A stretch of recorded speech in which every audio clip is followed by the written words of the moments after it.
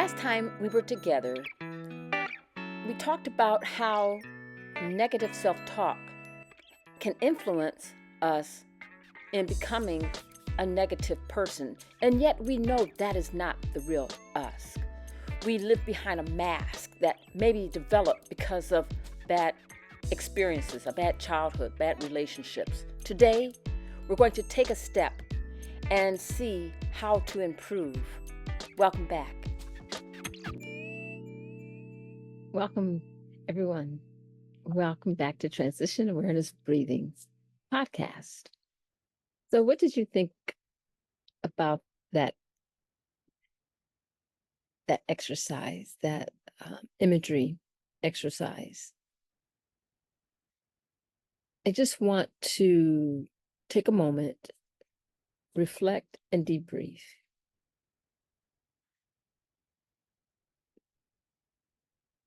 We all have a choice. We can pick up the backpack. We can collect all the clocks.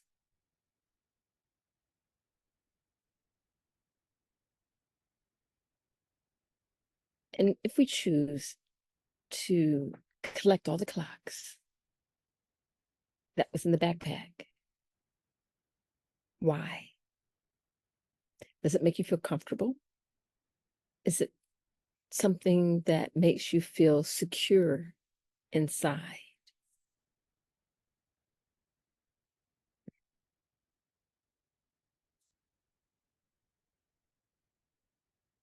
And yet, if we choose to relieve the load off our backs and to move forward and not forgetting the past, but learning from the past, we take something with us. We take a gift from the past, we process it in the present, and we prepare for a better future. If you're convinced that hoarding and hanging on to the past fears, past judgments, past hurts, it wears on the physical body.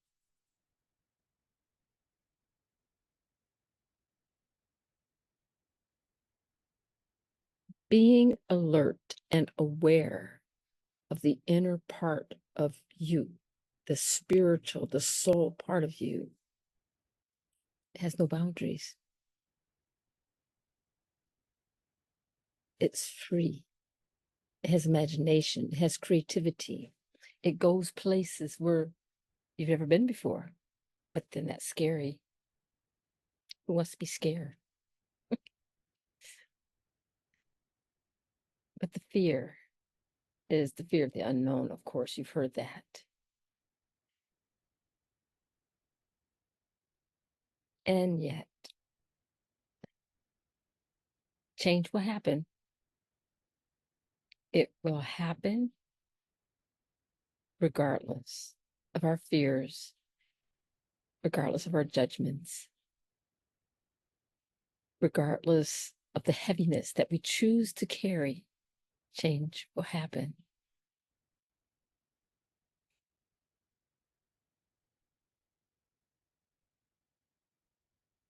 And we can reflect and appreciate the pressure or the judgment. We can even take that judgment and turn it around, you see, and look at it differently. But that causes us to change our perspective.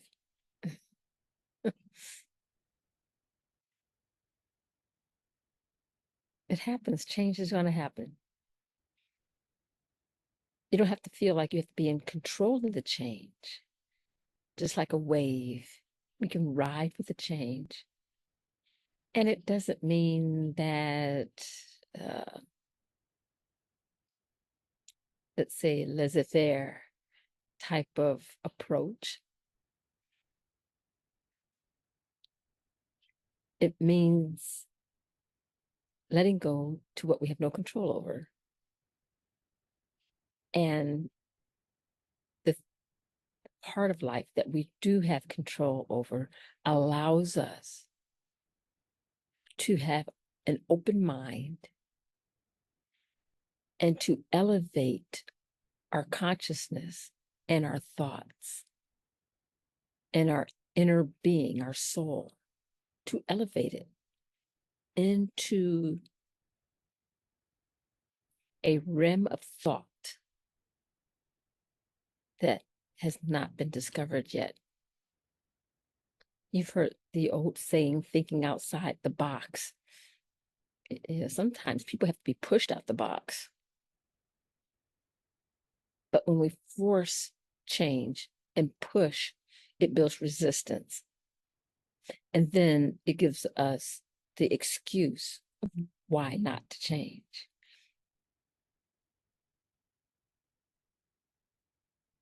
I thought about this so much. It's such a part of my thinking process.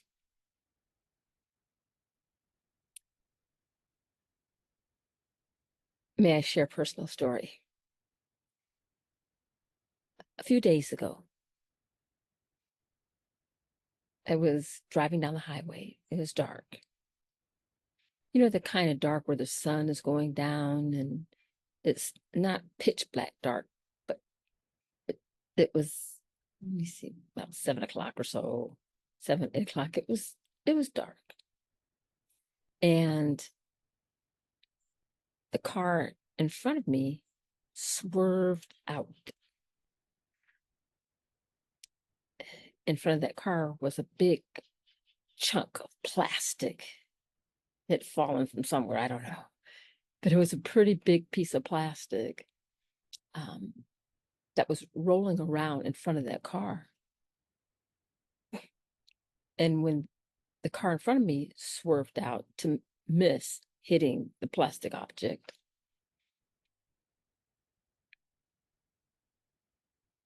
I was next.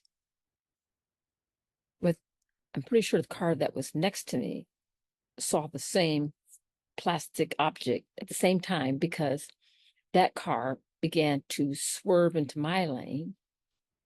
And I have to say, I didn't want to collide with the car swerving into my lane, so I swerved into the lane to the left.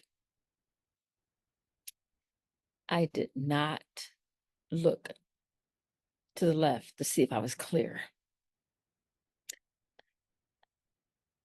I was afraid.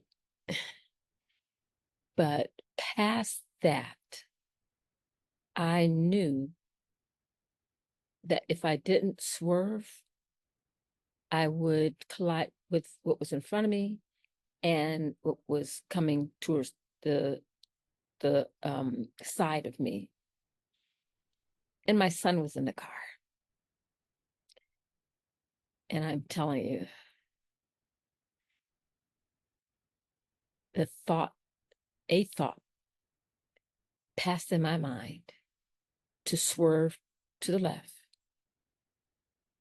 And the other thought was, it was a miracle. I could have been dead. My son could have been dead. It was very, very bad because it was on the highway, and even going 60 miles an hour on impact would have been fatal. So I realized that.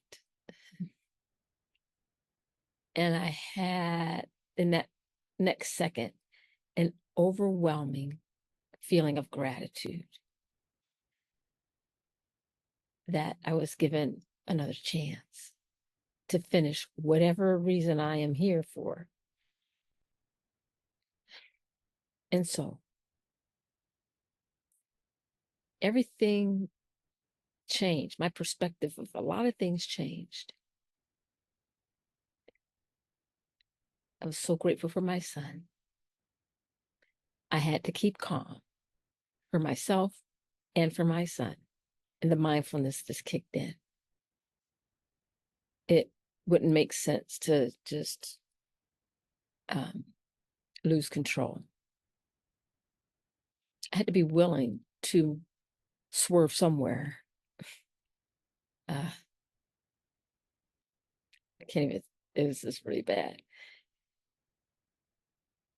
And so I had to finish another book. I had been working on a couple of books, and I decided to put the finishing touches on this last book because,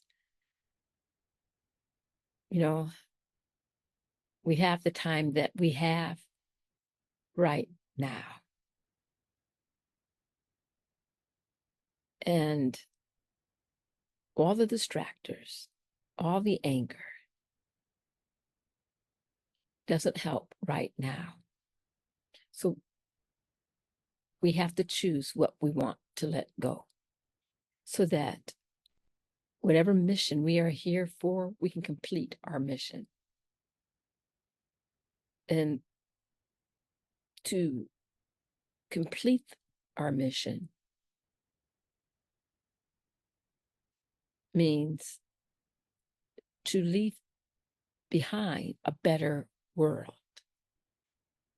Not just a better world for my children, but a better world for their children and the children that come after them. And so it's with gratitude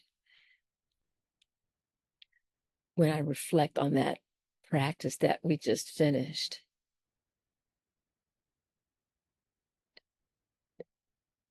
With gratitude and appreciation for the now,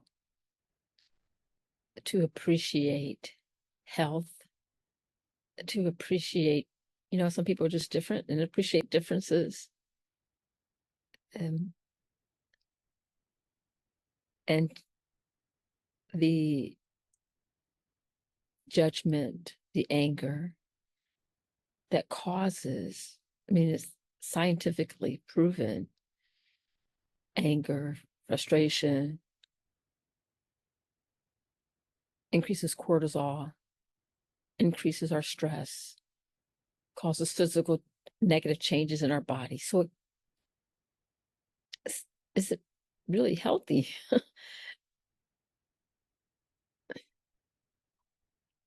That is something that has to be a personal choice. I invite you to practice again this practice of the back pat, the walk, from a new perspective, from a perspective that maybe you just survived something that could have been devastating. And keep that in your mind's eye and take the walk.